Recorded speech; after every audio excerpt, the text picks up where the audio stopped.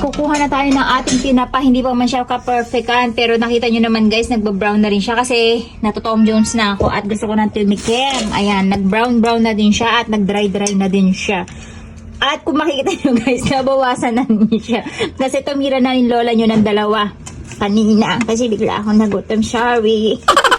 Ito muna, tirahin natin yung maliit lang. Ayan. Matigas na siya guys at brown na siya. Kaya ang kagadahan guys, kapag talaga yung mga isdang gagamitin natin na pantinapa, yung makakapal ang balat. Kasi para naglalangis yung kanilang laman at hindi nadadry ang loob. So ayan, next time gagawa tayo ulit ng ating tinapa kapag nakakita tayo yung makakapal ang scale. Titikman natin yung ating tinapa.